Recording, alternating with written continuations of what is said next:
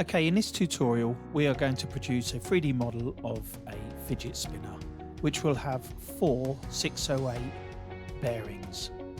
The tutorial for the bearings can also be found on the same playlist in my tutorial YouTubes. Okay, so the first thing we're going to do is we are going to select our working directory. You must do this every time you start a new session. So I'm going to select my working directory and I'm going to go to my Creo folder and I'm going to set it there. Once you've selected your working directory, then you must go to New, and it will naturally be called Part as default, and we're going to name that Fidget Spinner _ spinner. You can't have a space. If you have a space, it must be an underscore. And then we'll press OK. I've already got one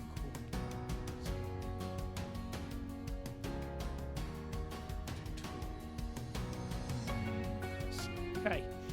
OK, once you've pressed OK, your modelling environment will appear in front of you with the 3 planes: the right plane, the top plane, and the front plane.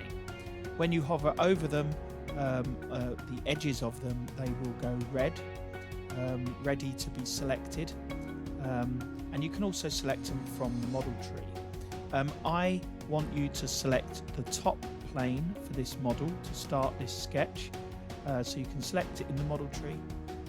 Once you've selected it, the plane will go green, which means it's ready to be to start the sketch. Okay, so I've got it selected, so I'm going to come up to the top here and I'm going to choose Sketch, and that will turn your sketch into a 2-dimensional view.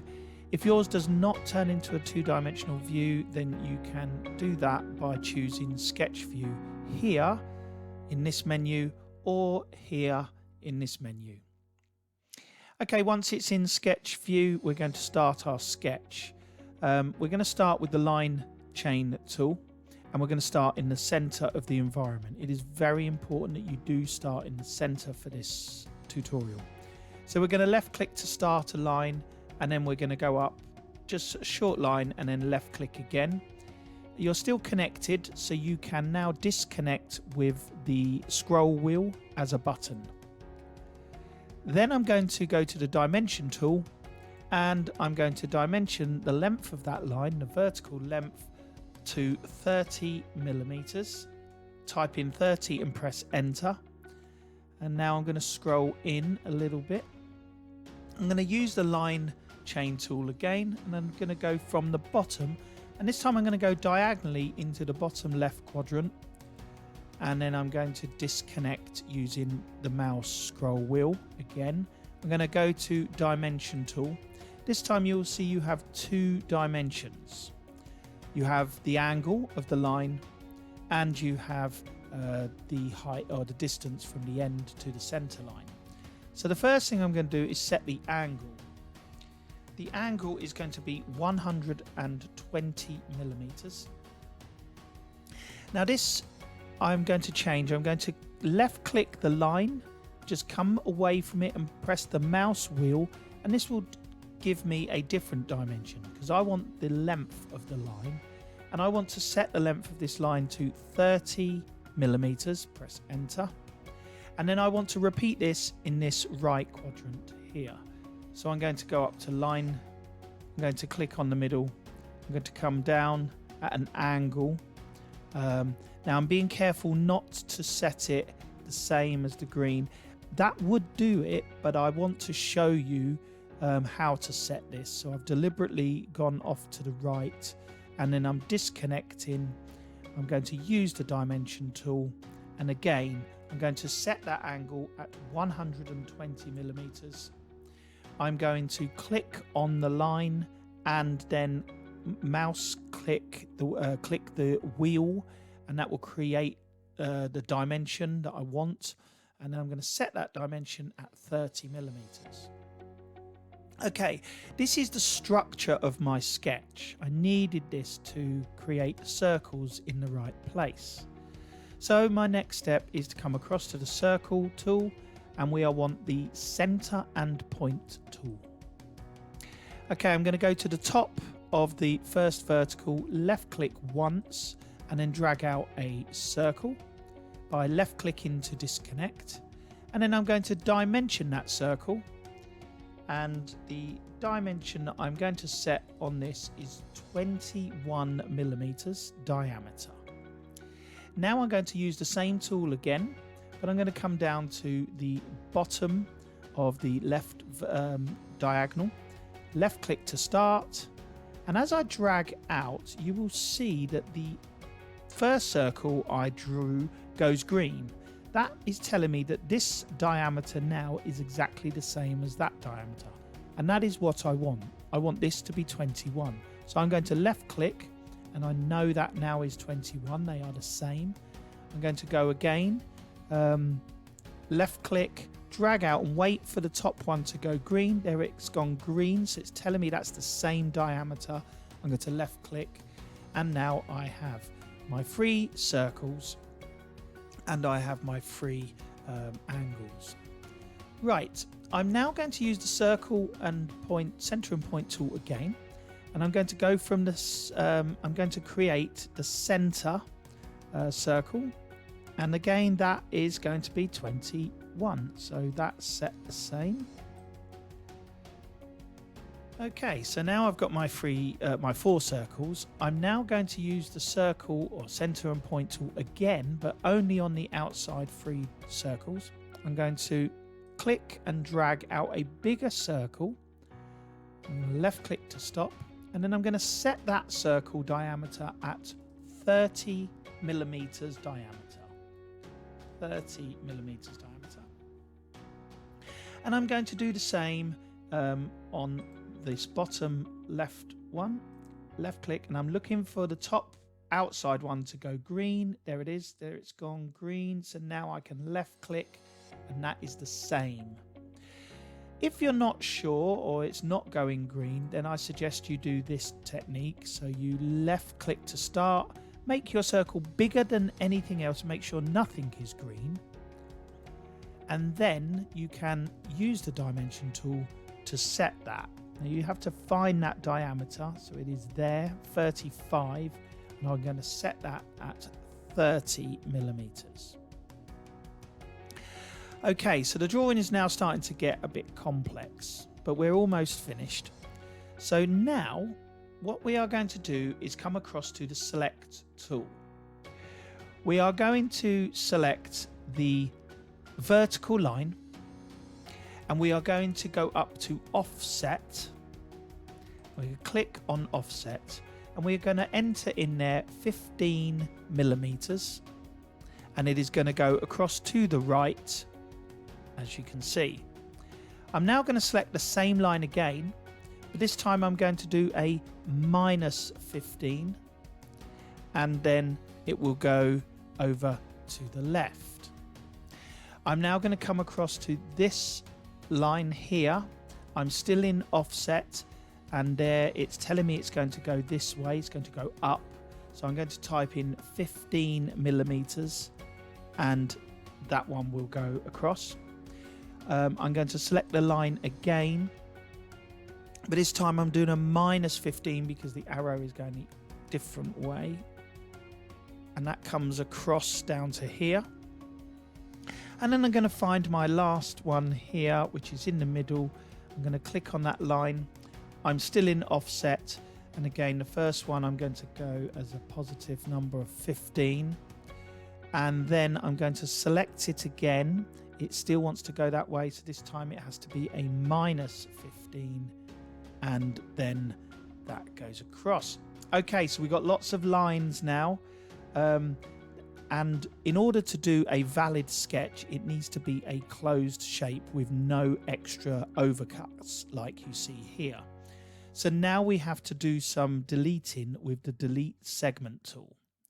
The delete segment tool you will find here in the tools editing, delete segment. We're going to click on this, and then we have to be very careful which ones we want to delete. Now we want to keep the internal circles and the external.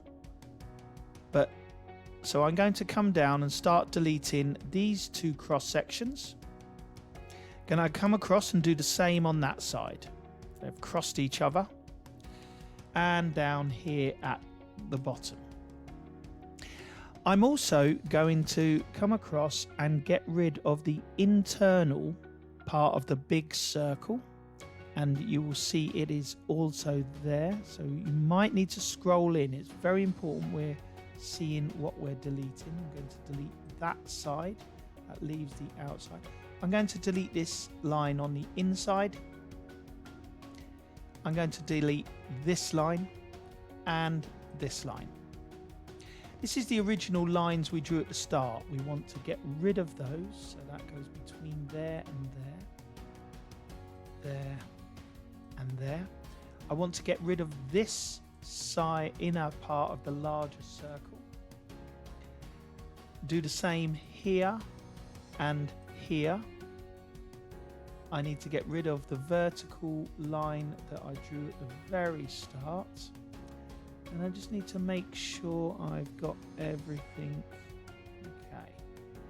Okay, it looks like I've got everything. So now I'm going to go up and tick OK.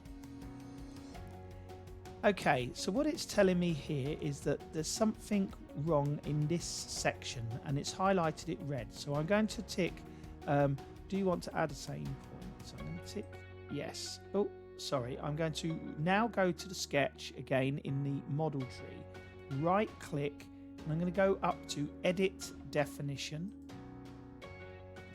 and I'm checking. Now that looks like it is okay because it's now shaded, so I'm happy with that sketch. So I'm going to tick OK, and then I'm going to extrude. And then I'm going to come across to depth, change that to symmetric, which means it extrudes both sides of the center front plane. And I'm going to set that depth, okay, to an extruded depth of 9 millimeters. I'm going to type in there 9 and press enter. And then I'm going to press OK. Okay, so that is the first part of this tutorial. Now I'm going to choose the top surface. I'm going to select that top surface by left clicking, and then I'm going to choose sketch. Now this time I'm going to choose the circle and point, or center and point tool again. But this time I have centers, so I'm going to choose this center, and I'm going to drag out a circle that is slightly bigger than the previous one, and I'm going to just make that bigger and then set that. Now to set that dimension, we use the dimension tool, and I'm going to set that at 22.3 millimeters. I'm now going to come down and do the same here. So I'm going to find that center, drag out until the top circle goes green. Going to do the same here. Drag out until the top circle goes green, and then again do it here in the middle, drag out until that top circle goes green, and then click. Okay, I'm going to center that.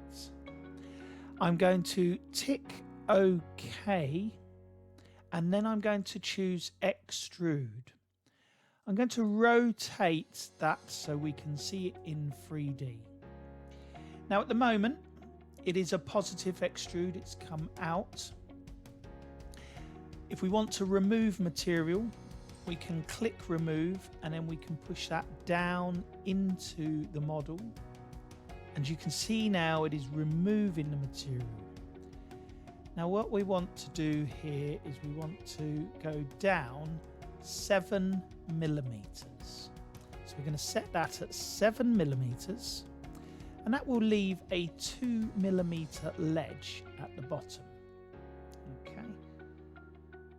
So the total depth of the total thickness of the bearing is 7 millimeters. That means it will be flush with the top surface, and it will have a 2 millimeter wall to hold it in. I'm now going to tick OK, and we have now created that feature that will hold the 4 bearings into the model. Okay, so now we are going to round these corners here, these edges, these sharp edges. So we're going to use the round tool, and we're going to come down and find the vertical edge. I'm going to click on that, and I'm going to set that at 10 millimeters. I'm going to rotate the model round and choose the next vertical edge there, and that will apply a 10 millimeter radius to that because it was the last one. And then I'm going to rotate the model round and choose that vertical, and there we have the 10 millimeter radiuses. And then I'm going to tick OK. Right, we're almost there. We just have one more function to carry out, so one more task. And again, we're going to add a radius around the top surface and the bottom surface. The radius or the round we're going to do is we're going to set it at 4 millimeters. So I've selected round. This time I'm going to come across to radius, change that to 4 millimeters and press enter. And then I'm going to come down and find the top edge, and that will send that around the model. I'm going to rotate the model and find the bottom edge, and that will send that around the bottom of the model. Okay, we've now completed the modeling, so I'm going to tick OK here. I'm going to do File, Save. You don't have to type anything in once you've selected your working directory. So I'm working in my directory Creo 8. I just press OK, and that will save that model. Okay, the next part of this tutorial will be to do the caps for the center bearing, and then it will be to model the bearings themselves.